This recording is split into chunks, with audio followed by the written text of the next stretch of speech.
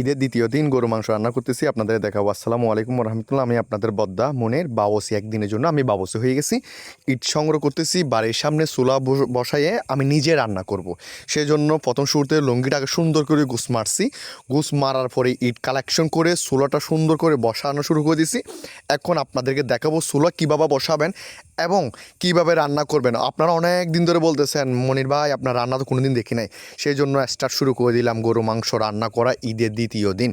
আর আমি এখন গরু মাংস বসাই দিছি, আদা রসুন ও বিভিন্ন রকমের আইটেমের মশলা দিয়ে ব্লেন্ডার করে দিয়ে দিচ্ছি। তো আপনারা দেখতে থাকুন। আর বিভিন্ন রকমের মশলা না দিলে সুন্দর করে মজা হবে না। আর এটা হচ্ছে ফাতিয়ার মাংস।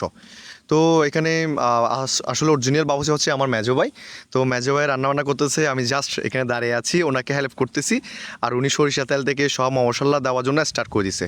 আর ওনার হাতে রান্না অনেক মজা। আমার বন্ধু বান্ধবী ও আমার সিনিয়র আফু জুনিয়র আফু অনেক দিন ধরে আপনারা যারা বলেছেন আমি রান্না করতে জানি না, এই দেখেন রান্না করে ফেলতেছি। আপনাদেরকে দাওয়াত দিলাম, চলে আসিয়ান, যখন মন চাইবে আমার হাতে রান্না খাইতে পারবেন। আমি আরও ভালো ভালো বিরিয়ানি রান্না করতে পারি, কাচ্চি রান্না করতে পারি, আরও অনেক ইত্যাদি।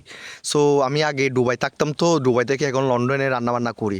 সো আপনাদেরকে দেখাচ্ছি কীভাবে রান্না করতে হয়, ঠিক আছে? এই যে মরিচটা দেখতেছেন, এই মরিচ দিয়ে যদি আপনি একবার খান, ও কি সুস্বাদু! দেখে মনে হচ্ছে না, মুখে জল চলে আসতেছে, চলে আসবে। তো এটা মনির ভাইয়ের রান্না না, বুঝতে হবে না মনির ভাই কীভাবে রান্না করতেছে।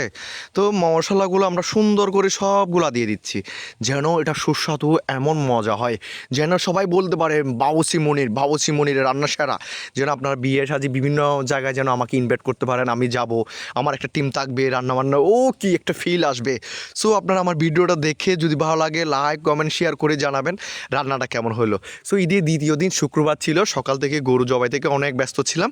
আসলে ভিডিওটা এডিট করতেছি তখন প্রায় রাত 10টা, তখন আসলে আমি ভিডিওটা দিতে পারিনি। চেষ্টা করবো আজকে দিয়ে ফেলার জন্য। তো এখন মশলা সব দেওয়ার পরে মাংসগুলো সুন্দর করে লাড়াচাড়া করতেছি। সত্যি কথা বলতে আমি রান্না করতে জানি না, বাসায় সবসময় গালি শুনি, বিভিন্ন জায়গায় জব করতে গেলে নিজে রান্না করে খেতে হবে বিভিন্ন রকমের, তো আসলে অনেক কথা শুনি, তারপর রান্নাবান্না করার ট্রাই করি না। আর বেশিরভাগ রান্না করতে পারে আমার মেজো ভাই, আমার বড় ভাই বা আমার ভাইরা, সবাই রান্না করতে পারে, শুধু আমি ছাড়া। আমি শুধু খাইতেই জানি। সো আসলে মাঝে মধ্যে চেষ্টা করি রান্নাবান্না করা বা শিকার। তো হেল্প করতেছি মেজো ভাইকে, সব মশলা এনে মেজো ভাই সব করতেছে। আর আমার ভিডিওর পার্টনার হচ্ছে, যিনি ভিডিও করতেছে আমাদের জাবেদ গুন্ডা, ওনার নাম আমরা গুন্ডা বলি। তো এখন আমার গরুর মাংস একদম ক্লিয়ার, এখন জাস্ট আগুন দিব, এখন রান্না স্টার্ট শুরু। আপনারা দেখতে থাকুন। রান্না করতে করতে অনেক খিদে লেগেছে, আসলে সকাল থেকে তেমন কিছু খাওয়া হয় নাই, কাজে প্রচুর ব্যস্ত ছিলাম। তো চিন্তা করতেছি যখন রান্নাবান্না সব স্টার্ট হয়ে যাবে, আগুন দিয়ে দিব, তখন কোনো না কোনোভাবে খাওয়া দাওয়া একটু না একটু করতে হবে। সো আমি বাসা থেকে বের হয়ে একটু দেখতেছি আসলে আগুনটা কেমন জ্বলতেছে, রান্নাবান্না কেমন হচ্ছে। ওই ফাঁকে গাছ থেকে পেঁপে, একদম টাটকা পেঁপে পেরে পেঁপে খাওয়ার জন্য ট্রাই করতেছি। সো আসলে অনেক খিদে লেগেছে। এখন আমার মাংস ক্লিয়ার, একদম মাংস হয়ে গেছে, দেখে কালার ও কি খাইতে ইচ্ছা করতেছে, তাই না? সবাইকে দাওয়াত রইল, সবাই চলে আসবেন, যখন মন চাইবে তখন আপনাদের রান্না করে খাওয়াবো। সবাই ভালো থাকবেন, সুস্থ থাকবেন, আর আমার জন্য দোয়া রাখবেন। আসসালামু আলাইকুম ওয়া রাহমাতুল্লাহ। Like comment share